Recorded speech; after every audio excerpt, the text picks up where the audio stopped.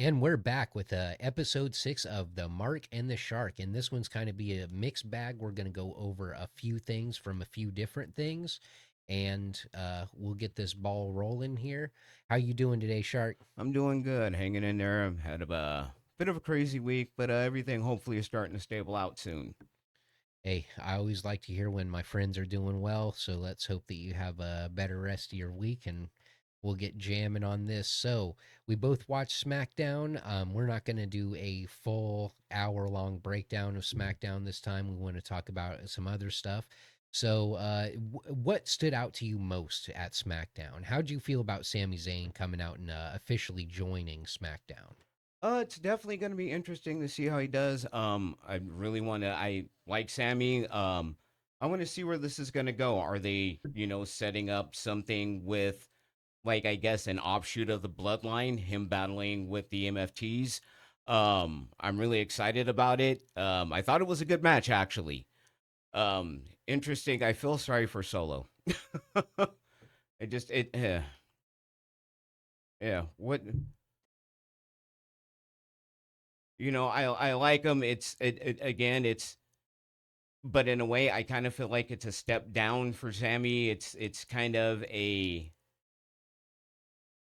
mixed bag, I guess. It's once again the mid card mix, I guess, for me is where it seems like it's just that jumble of mid card talent. It's exciting to see him over there, but again, it's we'll see what happens with it. Definitely, yeah. Every time you talk about Solo and where he's at on the card, it always I can tell you're not happy about it. No, no, I'm a Solo Sokoa fan, and it's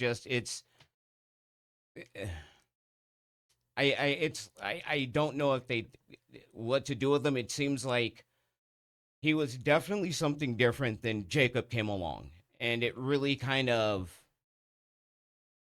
put Solo in the background. It's almost like they're kind of lost as to really do with him, in my opinion.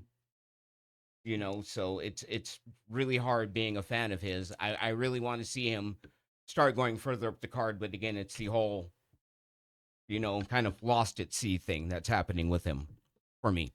Yeah, man, I definitely agree with you on that one. I think that they had big, big, grand plans for these guys, and it just kind of didn't work out the way they wanted it to. I mean, when they added Tala Tonga, I was kind of surprised that they did, just because I thought that they were done adding people. But it still gives the option of Zilla Fatu to come on. It's still there, Lance is still in the background. I mean, there's other bloodline members that are out, even some females. So you never really know. I mean, who's going to show up as an MFT, who's going to show up as, one of the bloodline.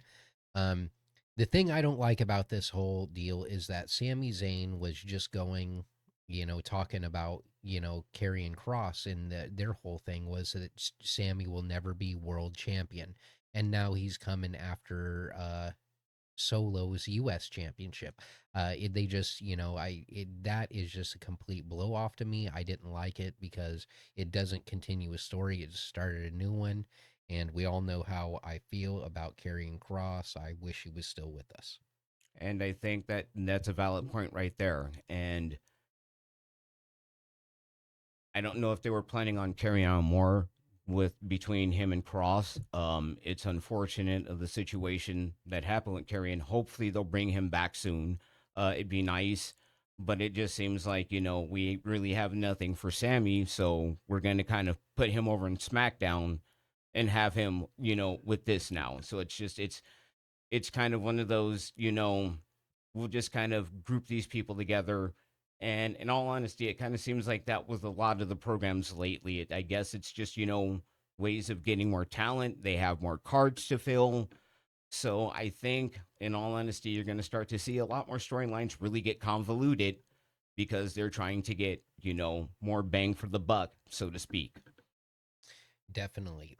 And that will bring us on to, did you enjoy the Alexa Bliss Piper Niven match? It was good. I'm still trying to figure out what's going to be.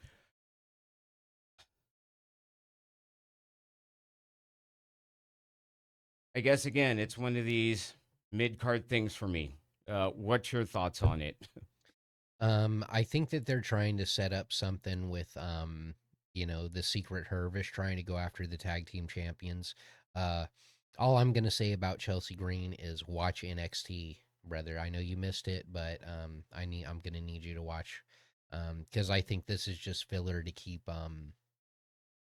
Alexa in the mix. They didn't have anything for Charlotte tonight, so they're just keeping them busy. Which I mean, I'm not saying anything bad Yeah. about that. I'm glad that they are. So that's how I feel about that. I'm happy with it. I didn't mind. I always like watching Piper Niven wrestle. She reminds me of a Scottish um, Nia Jax. Yeah. I like it. Yeah. I mean, it's we'll see what they do. Like I said, I got to get caught up on NXT. It seems like there's quite a bit that gets tied in to. Seems like a lot of it to SmackDown in particular too. I've noticed. So I got to get caught up on my NXT as well, and I definitely will. And that brings us to the tag team of Melodone Miz versus Fraxium, which Melodone Miz ended up winning. Um, I think I like it because it puts the Miz with something to do, and whereas Carmelo Hayes wasn't really he wasn't really flourishing, I guess, in my opinion. So that's where I took from that. I actually enjoy seeing them as a tag team. Fits for me. Fraxium, they're still young in the tooth on this roster, so them losing this match doesn't really affect them too hard. I think, like, he could use the rub from the Miz. Miz has been around a long time, and I think it's really good. I mean, even though, there's the whole situation, the tension between them, which I think is good. I like the play on that. But in all honesty, I think it's good for him to learn from somebody like the Miz. There's quite a bit. I personally have always liked the Miz. I know he's never really been popular with a lot of people, but I've honestly been a fan of the guy since day one.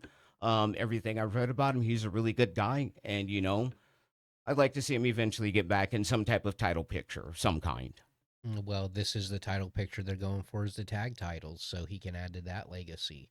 We did get a Drew McIntyre promo. All I'm gonna say about that is this hat available on WWE Shop, Claymore Country. This is an older hat. This is from the Money in the Bank that he won. So, um, yeah, I always like Drew's promos. His promos are intense. I'm actually looking forward to the match between him and Cody. Um, Cody, I don't know about him personally lately. Honestly, if it were up to me, I'd put Drew over. I really would. I'd keep honestly Cody in the chase.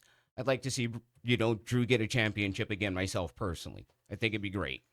yeah. So, I mean, it's not a big surprise to anyone that Cody's off doing Street Fighter right now. So, if he's gonna do a movie, why not give the championship to Drew McIntyre? Give him a little bit of something for a while. And I wouldn't be surprised if that's what they wind up doing, in all honesty, because Cody's going to be away for a while. Looks like Roman's going to be away for a while.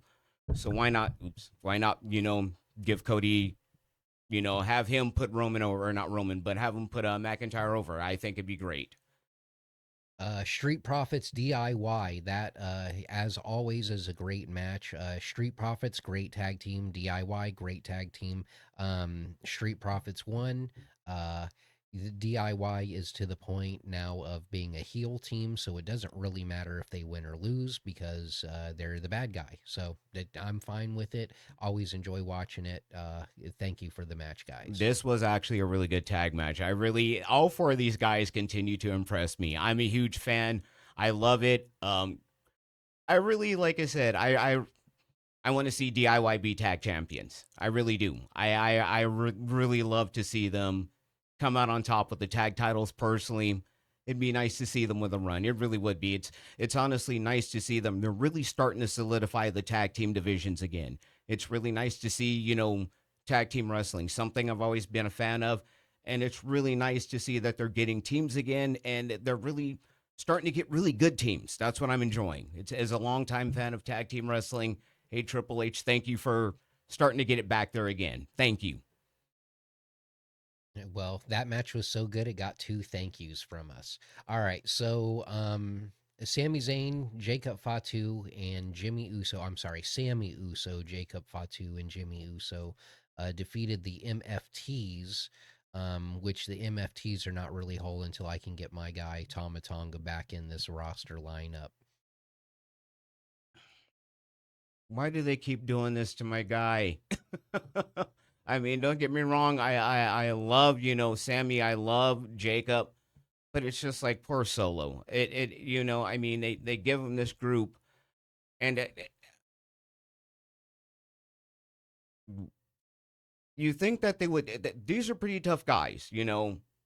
Eh, You think they would do more with them. It's almost comically sad. It do something more with them. It's like if and for all I care, they could feud with the Wyatt Six. Something. Give them some type of direction. Something. It's almost like modern day Keystone Cops for me personally. Oh They're man, they're, they're talented too. A lot of them are. could you imagine the Wyatt Six blacks out the lights, they appear in the ring, and then all the lights in the arena turn red? The MFTs come out and just squash them. I think it'd be a great feud. I really do. It would give both of them something to do. I really do. Because again, it's just there's a lot of talent there. And again, why not do something like that? I think it'd be a good idea to tell you the truth. Why not have the MSTs or the MFTs and the Wyatt Six feud? I think it'd be a good idea. I mean, it's definitely food for thought. But I don't really care one way or the other. If I have to watch the Wyatt Six, if I get to see the MFTs, I'll watch it. If I get That's to the see something aspect I'm good, talking about. It gives them something to do. At least, they could squash the Wyatt Six. It gives them something. Don't care much about the Wyatt Six, but again, it gives the MFTs something to do instead of just looking really hilariously bad. yeah, I mean, they could be doing a lot of stage vignettes of them just throwing people through car windshields and stuff. I, But they're hey, badasses. They're monsters. I mean, look at the size of those guys. And eh, that's why I'm a fan and I don't book. and that will bring us into the next segment, which is we're going to be going over Triple Mania. And the first thing I notice is that the WWE website does not have the Triple Mania results like they do SmackDown and Raw. They actually they don't even have it in order of what happened. So I guess we'll just take it from here. Yeah. I'll start off talking about the Copa Bardal match. Um, Omos actually won that match. Um, and they had some great entrances. My favorite part about this match was Pimpinella Escarlata coming in and giving El Abismo Negro a kiss, uh, and then taking him over to the rope and giving Joaquin Wild a Hurricane Rana. And then the whole segment with Otis, the crowd was actually chanting Otis instead of Otis. And Cibernetico came in. He hasn't been there in a while. Microman got an elimination, almost came in. We already know the story of that. So that was the Copa Bardal match. I did enjoy that match. Um, and that's really all I'm going to say is those moments stood out to me the most. I really enjoyed the match, honestly. The one thing I really kind of did have a problem with, I don't think Omos should have gone over. Personally, it's a AAA event, but I understand, new ownership, trying to get their talent, introduced. Personally, I think it should have been one of the, AAA talent that should have gone over. But that's just me, myself. But the first time seeing this match, definitely really entertaining. Stuff I had never seen before. It was great. Big fan. I'm actually looking forward to seeing more AAA events. I was really excited to see this. Uh, Thanks again. Thank you for introducing me to this, dude. This was I'm definitely looking forward to it. Let's go on to the next bout on the card. Oh yeah, man. AAA is pretty amazing. I've been watching it for a long time. Uh, I don't know how to close this. Oh, I'll just go back to the other tab. All right. And then let's see the Reina de Reinas championship. That means the Queen of Queens championship triple threat match. Flamer and Bobby Apache and Natalia went up against each other. Um, the important thing for me was actually, you know what? Before we go into that, I'll go ahead and wrap up the Copa Bardal. The first thing I wanted to say about the Copa Bardal is that the rules that are traditionally there were changed this year because of WWE. It is normally not an over the top battle royal like Hmm. that. Nor how they've done it in previous years was that you had to get a pin or a submission Yeah. in the match, and that's how you win. You couldn't win by throwing them over. But it's WWE, and I'm not going to nitpick. Just that's the history of it. So if you were curious, when you watch older Copa Bardal matches, you'll see why this one was so much different. Um, and just to piggyback on what you said about almost winning, when you win the Copa Bardal, you do not automatically get like a championship match. Like it does boost your character and it does give you prestige, but it's not like, oh, I've won this, so now I'm going to go face the championship. So almost winning it kind of is. I didn't like him winning it. Would have rather had, if anyone from WWE was going to win it, Otis should have. Um, I will agree with that. The way the fan reaction was with him, I agree. It should have been Otis or Otis. I wouldn't have minded Cibernetico winning either. I really like Cibernetico. Um, but that's I'm just gonna wrap it up there and just say, well, almost winning. It's not like he's gonna go for the championship because of it. So don't take it too, like blah. Because I mean, it is what it is. It's more just to get people going, and the fact that I got to see two talents I really like, Pimpinella e Cibernetico. I like seeing them both in the ring, and at the same time, that was pretty cool for me. So the Reina de Reinas Championship, Fremer ended up retaining, and she ended up pinning Fabi Apache for it. And Fabi Apache is no stranger to holding that belt. She's held it a couple times before. She normally wins her matches at Triple Mania. I believe that Fabi Apache has had a match at every Triple Mania. I could be wrong. Um, Either that or like it's been like a string of them that she hasn't missed in a Yeah. while. And then of course we got Natalia as Natty. I always like seeing that. She didn't take the pin, and she did a very good showing. Those are going to be my opinions on that. You, my guy? The two women, like I said, I'm not familiar myself with the AAA talent, but the two women I did see, other than Natalia, I hope to be able to see them in WWE, in the women's division. It's going to be interesting to see what kind of matches they have. Again, very impressive. It shows Natalia can wrestle a lot of different styles as well. When I really think about it, she really has an amazing game. She can go up against with some of the others out there. The family she comes from, she really is, great. And another match, I really, learned a lot as well. Um, Saw things typically, I'm just so used to the WWE style. It was nice to see something different as well. It really was really eye opening to see some different kind of wrestling.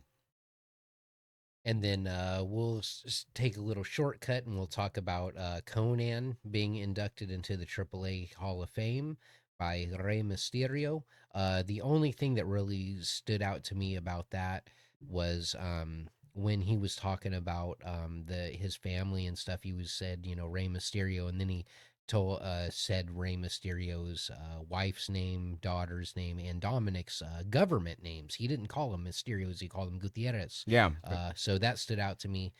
Conan, I mean, they didn't really even have to induct him in Triple Mania. I think that was just to make him feel better, because I feel like a lot of the connections between AAA and WWE behind closed doors, because I listen to Conan's podcast and he doesn't really talk about much, but I'm sure he had quite a bit to do with that, and to be the medium for that. yeah, yeah. I mean, like I said, personally, I mean, I think it's really cool. I don't know much about Conan's run down in AAA, but it was really cool to watch his induction and everything. It was really cool to also see Rey Mysterio. Congratulations to Conan, and that was a really amazing moment to see. before Conan came to the WCW, Conan was Conan the Barbarian, and he was yoked, bro. He had big chest, big arms. He was Conan the Barbarian. You know what I mean? Like that was what he was in AAA, and he was a heel. Um, and man, you know, one of the biggest draws that they had for a long time. Wow, never was really aware of that. Seriously, thanks for that info. Oh yeah, he was a monster in Mexico before he came to WCW. That's Yeah, how he ended up in WCW, and that's how a lot of the other Mexican talent came up to WCW because Conan was saying, "Hey, bring some more people up here if you want more people." yeah, Um, and then that brings us on to the AAA Tag Team Championship Street Fight. Pagano and Psycho Clown defeated Angel Humberto Los Garza to become the new AAA Tag Team Champions. Now, I was sad about this because I love Los Garza. They're probably my favorite tag team in the WWE right now. They have been for a while. yeah. And then but Pagano and Psycho Clown. And Psycho Clown having the WWE logo all over him and having English words on his shirt. Oh man. Oh, his outfit was so awesome when he came out. They didn't come out. Now, here's a little thing that you won't know, but everybody in AAA who came out, they did not come out to their own theme music. Really? Nope, because the theme music that they use in AAA is all copyrighted, bro. It's a lot of 80s rock songs. Um, That would like make sense. The rights that they would have to pay for that. Yeah.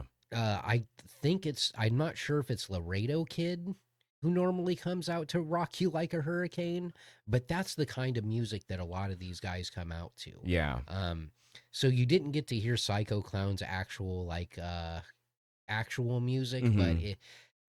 they're such a great tag team. They're so marketable too, especially in the days where people like the Purge and stuff like that. Yeah. Well, I imagine probably is in terms of music rights. If it's not a televised event, they probably would do it. But more than likely, if it's something that's televised, yeah, you don't want to wind up having to pay for a bunch of tunes you don't have the rights for. It's also a different country, so different laws apply down there. So I imagine that may have something as well to do with it too. But it was really interesting seeing Pagano and Psycho Clown. Again, two talents I am not familiar with personally. Really impressive guys to watch. Again, I hope to see them more of them in the future as well. I really do. Really liked what I saw. Oh man, yes. I mean Psycho Clown was at it beforehand. Pagano, they traditionally actually didn't tag together. Um, but now that they've been a tag team for a while, because Psycho Clown has like his own faction in AAA. So, that's how that goes. Then we go on to the six-person tag team match of the Judgment Day versus Nino Hamburguesa, Miserijuana, con la Yesca y Lola Vice. Um, I actually wasn't like mad that the AAA team lost. I didn't think that it was going to be Mr. Iguana taking the pin. I'll say that. I thought it was a good match. Oh yes. Not only was this match super good, but Finn Balor brought out uh Demonito, the demon puppet, and they had a puppet battle, which I most people say that that's a little too I much for thought that was wrestling. cool. I have to be honest. I dug that moment. And how they were just kind of like circling each other. I got a kick of that. I'm a long time wrestling fan. I don't care. I found that amusing. I thought that was awesome myself. Yeah, and I think that's good for marketing, and I think it's great for the kids in the audience too. When they do stuff like that, that's kind of why I like Mr. Iguana a lot. Um, because like the kids have the iguanas to play with, and there's something kind of because I'm not big on the superhero kind of stuff, but it is important for the kids in the audience to have something that they can relate to. Um, and Mr. Iguana has a whole story. It's for the kids and it's for the adults. The iguanas is the iguanas are like rats in India where he's from. You know what I mean? They're everywhere. There's iguanas everywhere in Sinaloa, especially in Culiacan, which is where he's from. So it's a tribute to his home. It's also a joke because Layeska is slang term for something that burns and smells real funny, makes you real hungry. And then for the kids too, it's a little plushy pet that you can play with, and it's a puppet. He has the mouth that goes up and down, and the tongue that he can move around. So it's really the iguanas for everybody, and it's great for marketing too. So I like stuff like that. And then of course, Nino with his hamburger. Um, I gotta admit, I have actually become a fan of Mr. Iguana. The gimmick, it's just it makes me laugh. But I will say is in terms of he's also very impressive in the ring. Um, I know people may look at the silliness of the gimmick, but there is somebody who is very serious about their craft. There is somebody there that is very serious about their work. You can tell he has fun, but you can tell he's really amazing at what he does as well. Hamburguesa, I believe that's who it is. I've never seen him before. Again, first time experience for me. Really love the gimmick. I thought he was great in the ring. It was something I really enjoyed. I really felt that again, I think the Judgment Day should have done the job. I guess that's my problem. Is it's like I guess it was kind of like a back and forth. You, I guess you really didn't want it to be a clean sweep, but I guess like when you have some of the people or some of the fans that are cheering for them, I guess it's a tough call. But I really would have loved to see the hometown people go over. I mean that's really fair, but if this maybe this will help you, bro. I'll say this. Maybe it'll help you, maybe it won't. The people who are in that arena in Triple Mania, they see Nino Hamburguesa win all the time. They see you know, they see a lot of these people win all the time. So, having almost win the cup, having Judgment Day win this match, the fans actually don't mind as much as you do because to them, they're getting to see something that they don't ever get to see. That makes sense. Very true. Very true. Yeah, so next time you see somebody in WWE win in AAA, just look at what they're doing in TNA versus AAA. Yeah, true. AAA has all their championships still. We're starting to hoard the TNA championships at this point. Yeah, that's another topic for another day about TNA and seeing where their direction's going to be going with WWE. But we're talking AAA right now. And so that'll bring us on to the Latin American Championship. The reigning defending champion, El Campeón, El Mesias, who is in the faction of El Ojo, which is basically ran by JBL, Conan, and Dorian. And he'll be facing El Hijo de Dr. Wagner Jr. Um, so basically the son of Dr. Wagner Jr., which in American style you want to call him Dr. Wagner the third, is how that would go in a typical English British setting. But no, in Mexico it's El Hijo del Dr. Wagner Jr., and he won the championship. It was an awesome match. El Macias is a really good heel. I really like the contacts he wears because it really makes him look evil. Uh, I mean, when El Macias started, he wasn't a heel, but he's gotten so good into it that like if you looked at him now and knew nothing about AAA, you'd think this guy's been a heel since he walked in. He Yeah, wasn't. He used to be babyface. and that's the interesting thing. Again, like you telling me again to watch the card. Two more talents that were very impressive. Just seeing what they could do on the ring. Hopefully, I get to see more of them as well. I really do. Just a amazing match. Again, like I said, for me at least, this is my first exposure. You've seen many more cards than I have, but again, like I said, I really enjoyed what I watched of this match. Yeah, so if we're gonna break this down, El Hijo de Dr. Wagner Jr. is basically Randy Orton when he was young, because of the lineage. Randy Orton was the third in his line to be a professional wrestler. El Hijo de Dr. Wagner Jr. And that's where he's at. So basically, he would be like Randy Orton, and his dad would be like, I guess, Bob Orton, so to speak, in Yeah. relative terms. Okay, got it. Mm-hmm.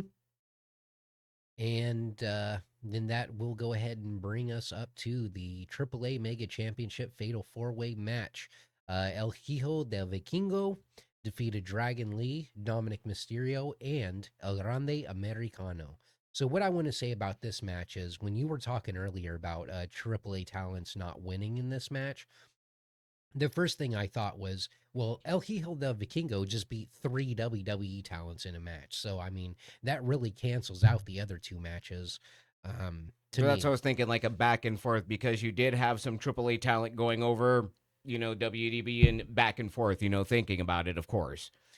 So El Grande Americano came out with a mariachi band singing Cielito Lindo, which is normally you would it's like a heel thing like it for they were expecting him to get booed, Hmm. but the crowd actually loved it. It's one of their most popular folk songs. Is known as the I song Yeah. in American culture. Yes, I know. But Yeah, I remember the song from when I was a kid, and yeah, the title and everything. Yeah, like I said, memories from when I was a child growing up in the Mission District in San Francisco. Certain things are starting to come back. Yeah, yeah. yeah, and so the crowd actually loved it. They sang with him, and Ludwig Kaiser, man, he's just gone so much into this that I thought El Grande Americano was really awesome, and then I got my wish when it was revealed that it's not Chad Gable. Yeah, you can tell by the physique it's not Chad Gable. Number one, that's a dead giveaway. Well, not anymore, but Yeah. I I mean, how I when it wanted first that to started, end up. but yeah, I mean, it's Ludwig Kaiser is just doing amazing under there. It's the wrestling. This match was really, to me, match of the night. Just all four of these guys were really impressive. Um, I'm happy. Vikingo came out on top. I've been watching him in the last few years. The first time I come across him was a few years ago in a, we'll just say, the other company. Um, but I really felt that he wasn't really being used there properly. What I had seen, since I have seen him, in the clips I've seen of him in AAA and what I've seen of him now, I really, he's getting the push he deserves, in my opinion. From everything I've seen, what I have personally seen of him over the last few years, he's where he should be. I personally believe. Oh yeah, El Grande Americano, the crowd loves him, but the crowd really, really wants Dominic Mysterio as champion. I can't say I disagree, but I would love to see El Grande Americano as champion. But I really don't think they're going to make him the head champion because it's too jokey. It's not. It's It, not serious it would enough. devalue the title. I personally think it will wind up devaluing the title. And I honestly think Ray could elevate, or not Ray, but Dominic could probably elevate it in the U.S. I think it actually could raise the title more personally if they were to make him the AAA Mega Champion. I really think it could wind up elevating the belt more here in the U.S. and draw that audience to watch more AAA personally. He has that crossover appeal. I truly believe that he does have that crossover appeal. And that was Triplemania. And newly announced. Everyone knows what's going on with ESPN and WWE, but it looks like they are going to start beginning September 20th. They're going to kick off their partnership with the first ever Wrestlepalooza on the 20th from Gainbridge Fieldhouse in Indianapolis, um, which is hosting the Royal Rumble, by the way. Um, or it did host the Royal Rumble, which set the event's all-time attendance record. This actually is going to be going head-to-head up against AEW's All In, I believe. Yeah, I believe that's the event that they was had scheduled. Yes, and it looks like we're going to have John Cena, Cody Rhodes, Seth Rollins, Becky Lynch, CM Punk, and Drew McIntyre in major matches throughout the night. Um, and this is actually from the official WWE website. And this, oops, is the Ticketmaster website that I had pulled up. The pre sale will begin in 14 hours from this. But yes, It is a legitimate event. I was like, wow, that's kind of crazy. Um, but yeah, Well, it's definitely a way to drum up business, especially with their new deal with ESPN. Definitely did not expect that one. I don't know who else was in the running. It was just, I didn't know what the situation. I believe it's something in the neighborhood of, I believe, $320 million a year with ESPN, and I believe like the Peacock deal previously was something like $180 million a year, from what I've read. It doesn't sound like that it's going to include the WWE library, the new deal. So it sounds like Peacock will continue to hold that themselves. But it's going to be interesting to see this card itself.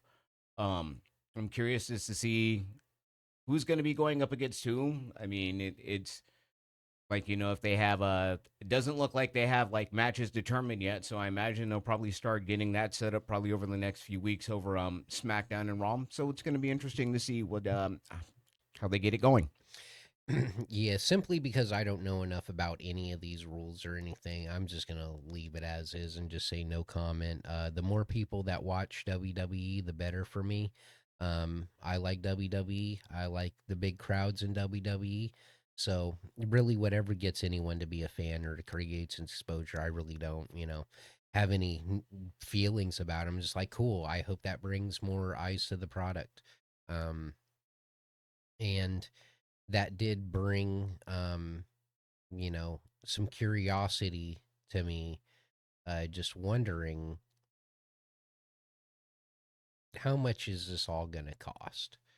um and that leads us into kind of our next segment along with this. So Raw we can see on Netflix, which is about $15 a month. SmackDown is on just USA Network, and that varies per package. It usually averages about $60 a month these times. I could be wrong.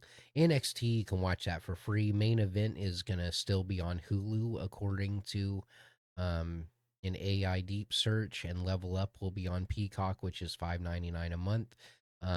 And you'll be able to get the the premium live events on Peacock until 2026 for just $5.99 a month, and then from 2026 on, ESPN and Disney Unlimited is going to be $30 a month. AAA, you can watch that for free on YouTube. But if you wanted more access, you can watch older stuff on Pluto TV. They have a whole channel that's usually just older stuff. Every once in a while, they will show a recent episode, but it's mostly old stuff. And Triller TV would actually have actual episodes and stuff you can check out. But if you just went to their YouTube, you could just look it up. The only thing is, obviously it's in all Spanish. Yeah. TNA is on Access TV, so that's part of your cable bundle that you would have with SmackDown, most likely. So it wouldn't cost you any extra for that. But if you wanted the library and special events, TNA Plus is $9.90 a month. So you're looking at you know, you're looking at spending almost $100 a month. And that depends. I mean, it Could be depending on the more. service, yeah. I mean, because if you think about it in the future, because if you look at the content as to how they're having it broken out, and even the nuances between the platforms, there are little, I guess, intricacies as to who gets what content, how that content's going to be distributed. Um, so for, we'll just say, starting January 2026, you'll have the WWE library on Peacock. You will have Netflix will have Raw. You'll have USA will have SmackDown. Uh, CW will have what is that? NXT. Um, ESPN will have the premium events, as well as the big pay-per-views and everything. So it's going to be a very expensive acquisition as a wrestling fan, across all these platforms. It really is. It's not going to be cheap. It's as in terms of a business move, good for them. That's a smart thing to do. You're breaking up the content. Why not get more money for your content? I think it's a smart idea to do. It's a very savvy business move to do. As a wrestling fan, it just means I'm going to have to wind up spending more money in the long run just to be able to catch all of my programs. You know, um, Fortunately, I do have a number of those platforms currently. So I'm hopefully I'll be able to continue to get that content. We'll see. Yeah, it's going to be costly. I'll say that. Um, and unless you had anything to note, that's all I really wanted to go into with that. I'm good on that myself.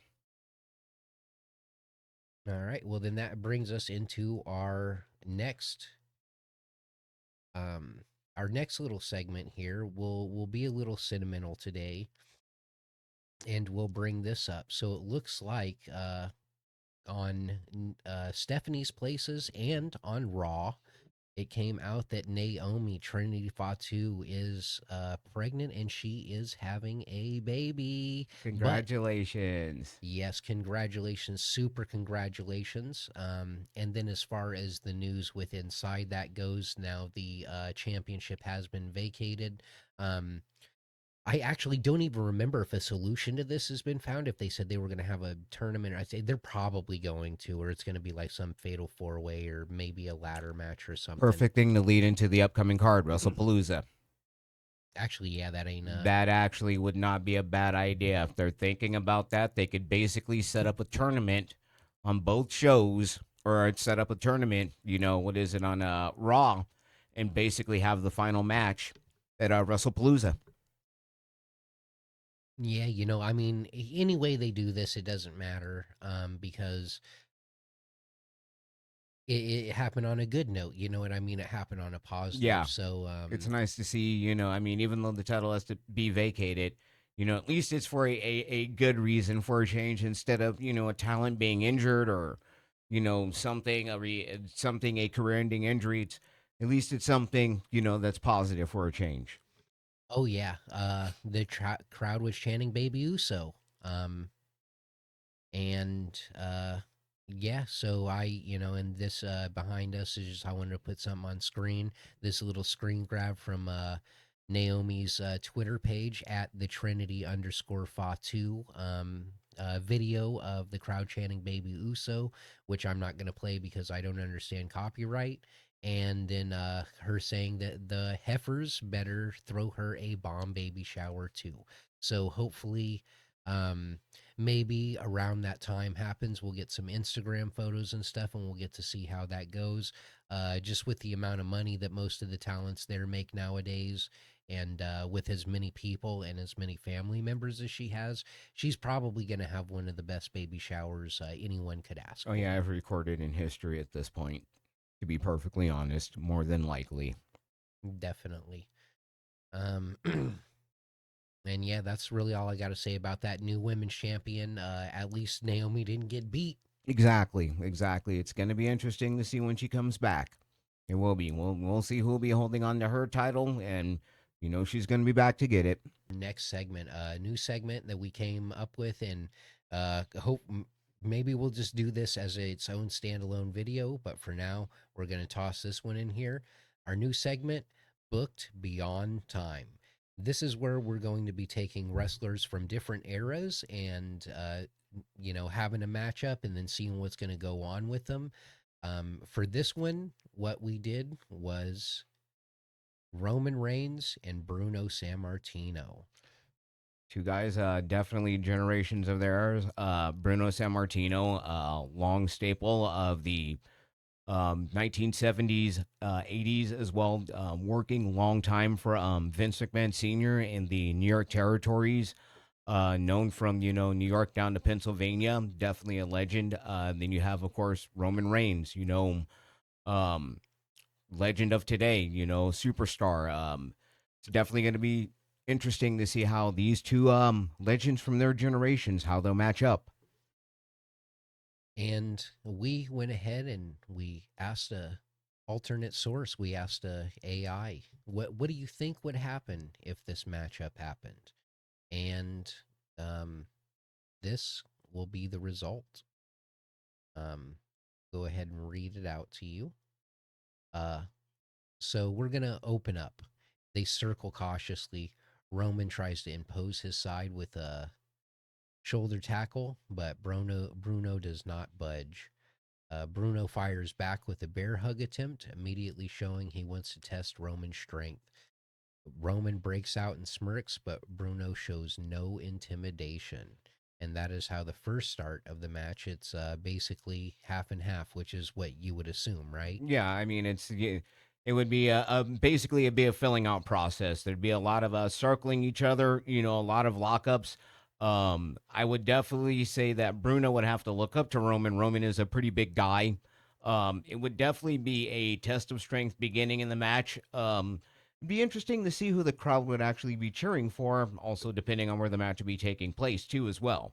So it'd definitely be quite an opening of a match. And what about that mid match? What do you got going Mid on? match, we see Roman takes control. Roman slows things down with heavy strikes, corner clotheslines, and a Samoan drop. He taunts the crowd with his acknowledge me gesture, and the arena rains boos. As a Superman punch staggers Bruno, but when Roman goes for the spear, Bruno dodges and sends him crashing shoulder first into the post. And that seems like it would what it goes when Roman Reigns goes for the spear when he's facing someone who is as of same strength. That will weaken him. He definitely would be. He's Roman definitely would slow things down. That's the great thing about him. He's a skilled ring general in that regard. It would definitely, the strength advantage.